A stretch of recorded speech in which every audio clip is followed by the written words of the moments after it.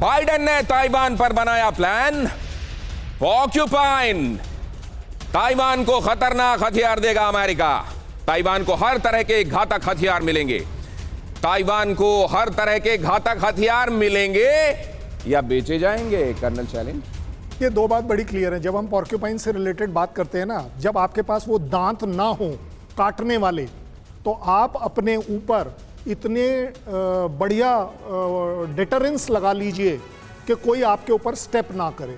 That is what Taiwan is doing कि छोटे छोटे काम वो करें जिससे कि पहली बात चाइना को तकलीफ हो।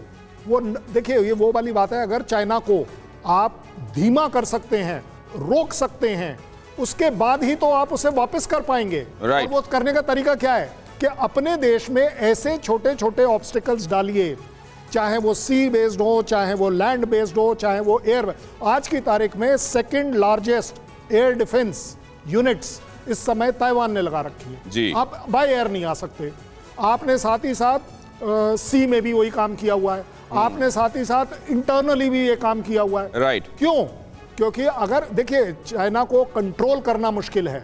चाइना को मेरा सोच है, जिसे आप धीमा कर सकते हो उसे रोक सकते हो, जिसे रोक सकते हो उससे जीत पा सकते हो, उसे वापस क्या बात है सर, आपने क्या बात कही है। यूक्रेन के मामले में ये दिखाई देता है, जिसे आप स्लो डाउन कर सकते हो, रशिया को किया, जिसको आप रेजिस्टेंस दे सकते हो। पहले सर्वाइवल के लाले पड़े थे, रेजिस्टेंस दिया, और आप तो जीत की बातें करते हैं। ये क्या कमाल की फिलॉसफी सर। और आगे आप देखिए ये अहम खबर, America plus Taiwan porcupine plan. ये पॉक्यूपाइन प्लान क्या कामयाब होता दिखाई दे रहा है। हार्पून मिसाइल दी जाएगी ओवर द होराइजन। बोइंग बनाती है Harpoon missile, anti ship missile, all weather anti ship missile, missile launching system दिया जाएगा।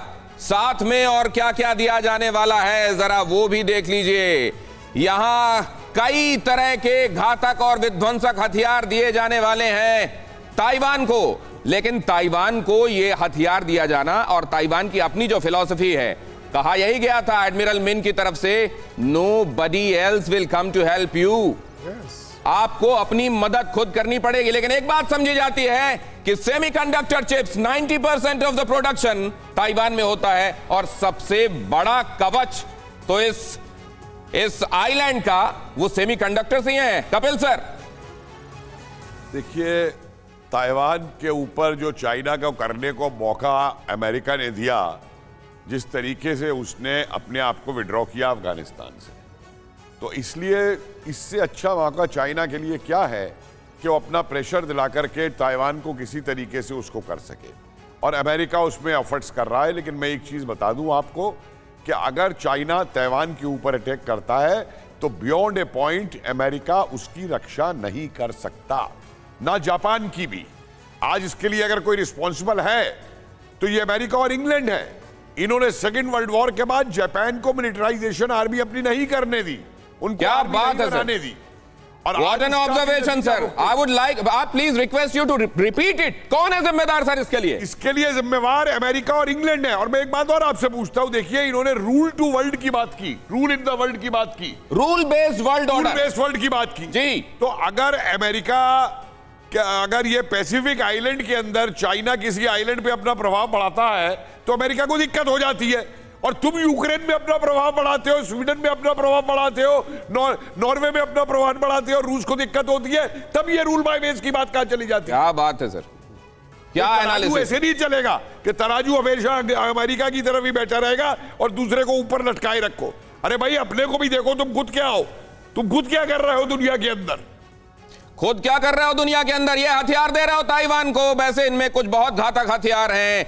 इसमें MIM-104 पैट्रियट मिसाइल, जिसको आप इस नाम से जानते हैं, सरफेस टू एयर मिसाइल, और ये अपने राडार कंपोनेंट से ये अपना नाम डिराइव करती है। दूसरा, ये stand of land attack missile, expanded response, ये जो बोइंग बनाता है हार्पून, और ये दोनों ही बोइंग की तरफ से दिए जा रहे हैं। और ये खास तौर से advance stand of precision guided cruise missile जो दी जा रही है, ये है तो बहुत खतरनाक, लेकिन $288 बिलियन का जहां पर रक्षा बजट है, क्या $17 बिलियन के साथ उसका मुकाबला हो सकता है, या भगवान ने उस ताइवान को बनाया भी ऐसा है? जी कपिल सर, एक लाइन में और बताना चाहता हूं, लेकिन चाइना एक बात समझ ले कि अगर वो जापान और ताइवान पे हमला करता है तो आज इंडिया भी जो है चाइना को तिब्बत से बाहर निकाल के उसके पीछे पहुंचा के आएगा।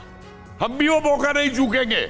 अगर अमेरिका यह फायदा उठाता है कि इस लड़ाई का यूक्रेन की फायदा उठा के वो ताइवान को कब्जा ले, तो हम भी चाइना के इन्वॉल्वमेंट को पैसिफिक और साउथ ईस्ट एशिया में देखते हुए अपना आकाशाई चिन्ह और ये सब चीन से वापस लेंगे। ये कमाल का एंगल दिया सर आपने, विशंबर सर, इस एंगल में दम है क्या?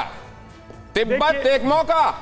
देखिए, एक बात में दम है कि अगर कोई अगर चाइना को रोक सकता है तो भारत रोक सकता है, इसमें कोई शक की बात नहीं है। और ये एक बहुत लंबा डिबेट का विषय है जिसमें हम एक आप सेशन रखिए, हम जस्टिफाई करेंगे।